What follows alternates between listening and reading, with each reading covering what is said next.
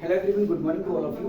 एक छोटा सा कॉन्सेप्ट है फ्यूचर टेंस का, तो उसको हम एक्टिव वॉइस पैसिव वॉइस में देख लेते हैं।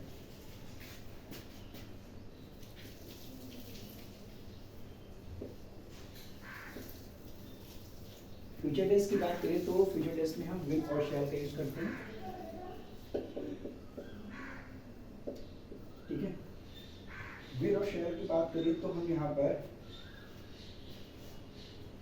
फ्यूचर कॉन्टिन्यूअस और परफेक्ट कॉन्टिन्यूअस, ये दो टेंस ऐसे होते हैं जिनकी पैसिव वॉइस को हम ये बनाते हैं जनरली। वैसे इनकी पैसिव वॉइस बनती है, कैसे बनती है नेक्स्ट वीडियो में हम आपको बताने वाले हैं कि जितने भी परफेक्ट कॉन्टिन्यूअस टेंस हैं और फ्यूचर कॉन्टिन्यूअस टेंस हैं इनकी पैसिव वॉइस कैसे बनाई जाती है। क्योंकि हम पैसिव वॉइस तो बनाने की कॉन्सेप्ट की बात करें तो जितने भी टेंस हैं सारे टेंसेस की बनती है, बट जनरली होता क्या है कि मॉडर्न इंग्लिश में जो यूज होता है वो 8 टेंसेस की पैसिव वॉइस को ही ज़्यादातर देखा जाता है। ठीक है, इसलिए आप बुक्स में क्या पढ़ते हैं कि भाई 8 टेंस की पैसिव वॉइस बनाई जाती है और 4 टेंस की पैसिव वॉइस नहीं बनाई जाती है। ठीक है, तो देखिए हम बात करते हैं फ्यूचर टेंस की विल और शैल की। कैसे बनाते हैं?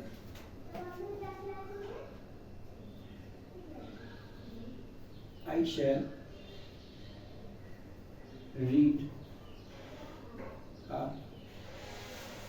कॉन्सेप्ट हम आपको बहुत ही आसान सा बता चुके हैं। आपको क्या करना है, सब्जेक्ट वर्ब ऑब्जेक्ट, बस दो ही चीज आपको पिक करनी है। ऑब्जेक्ट आपका ट्रांसफर हो जाएगा सब्जेक्ट में, तो यहाँ पर क्या हो जाएगा अ नॉवेल।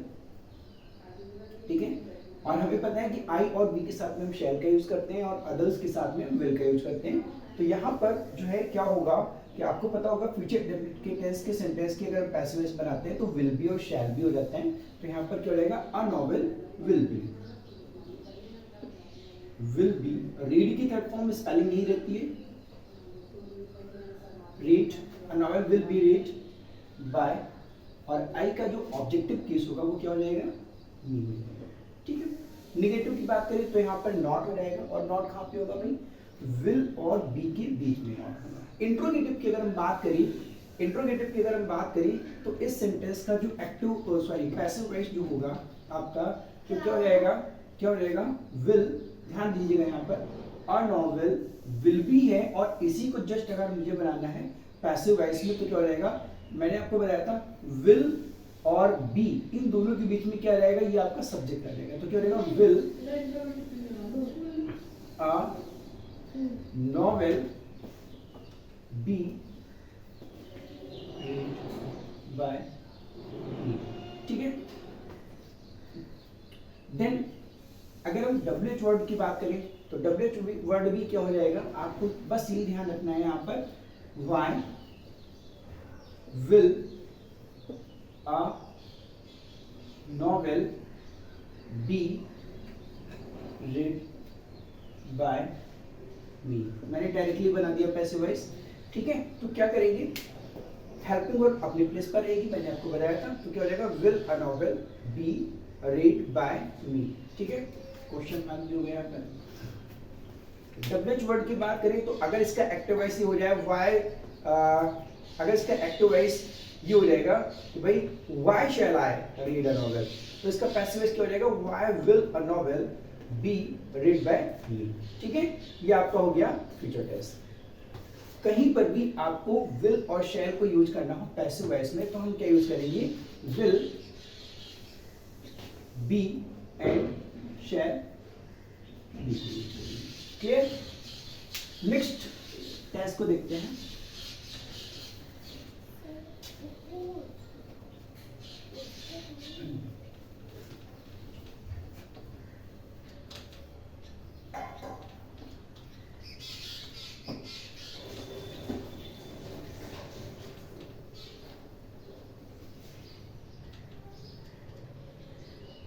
नेक्स्ट टेंस की अगर हम बात करें फ्यूचर कॉन्टिन्यूअस की, तो फ्यूचर कॉन्टिन्यूअस तो जनरली मैंने आपको बताया कि पैसिव नहीं बनती, बट बनाते ही रूल है बनाने का।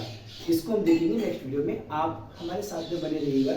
बहुत जल्दी नेक्स्ट वीडियो में आपको बताने वाले हैं कि सारे के सारे परफेक्ट कॉन्टिन्यूअस टेंस और फ्यूचर कॉन्टिन्यूअस टेंस की पैसिव वॉइस कैसे बनाई जाती है। ठीक है, नेक्स्ट टेंस हमारा है future perfect tense. Future perfect tense की बात करें तो यहाँ पर जो फ्यूचर परफेक्ट टेंस की आपकी जो हेल्पिंग वर्ब होती है वो क्या होती हैं, विल हैव और शैल हैव, है ना। आपको पता है विल हैव और शैल,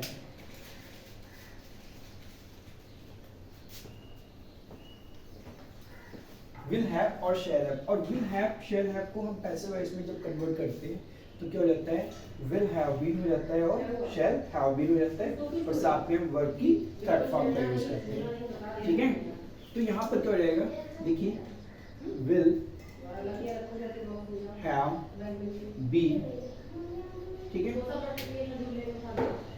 एंड शैल हैव बीन, ठीक है। मान लीजिए मैंने एग्जांपल लिख लिया कि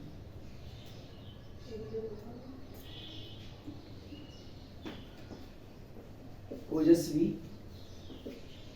आ गई हो आप, हेलो कर दो, हेलो, ओजस्वी विल हैव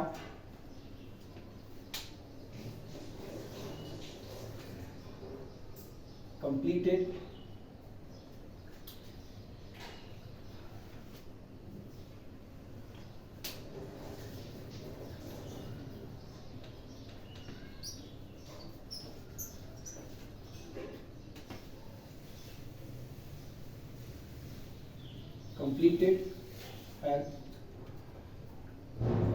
ठीक है। ओजस्वी will have completed her work, ठीक है। ये ओजस्वी सब्जेक्ट हो गया, completed वर्ब हो गया, और her work आपका ऑब्जेक्ट हो गया। हमें क्या करना है, विनोद,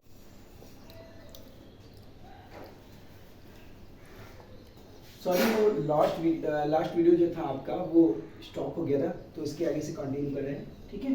तो देखिए क्या था, Ojaswi will have completed her work, तो क्या हो जाएगा, her work will have been completed by Ojaswi. फिर उसके बाद में अगर हमें इसी सेंटेंस को इंट्रोगेटिव बनाना है तो क्या हो जाएगा, विल ओजस्वी हैव कंप्लीटेड हर वर्क। ये सिर्फ टाइप हो गया कि क्या ओजस्वी ने अपना वर्क कंप्लीट कर लिया होगा, है ना। तो क्या हो जाएगा, will have her work been completed by Ojaswi. यहाँ ध्यान क्या रखना है, सब्जेक्ट आपका ओजस्वी है, वर्ब आपका कंप्लीटेड है, ऑब्जेक्ट आपका हर वर्क है। तो जब आप हर वर्क को सब्जेक्ट बनाओगे तो यहाँ ध्यान क्या रखना है, जो हैव और बीन है, इस हैव और बीन के बीच में क्या आपका आएगा, सब्जेक्ट आएगा, ये ध्यान रखिएगा। जैसे हैज बीन और हैव बीन के बीच में, हैज और बीन के बीच में सब्जेक्ट आता है, इसी तरीके से have been, will have been में हैव और बीन के बीच में सब्जेक्ट होगा। तो will have her work been completed by Ojaswi, ठीक है। अगर WH वर्ड वाला है तो हमें क्या करना है, सिर्फ ये कर देना है कि WH वर्ड को यहाँ पर स्टार्टिंग में आपको लगा देना है। जैसे मान लीजिए हमने अगर ये कर दिया कि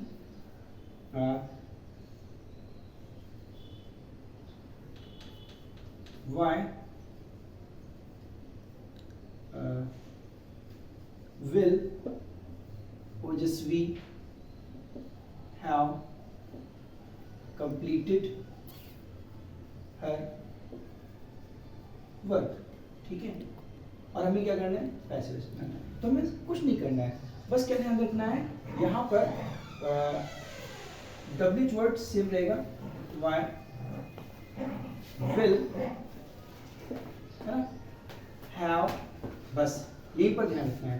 why will have, ये जो हर वर्क है आपका इधर रहेगा, why will have her work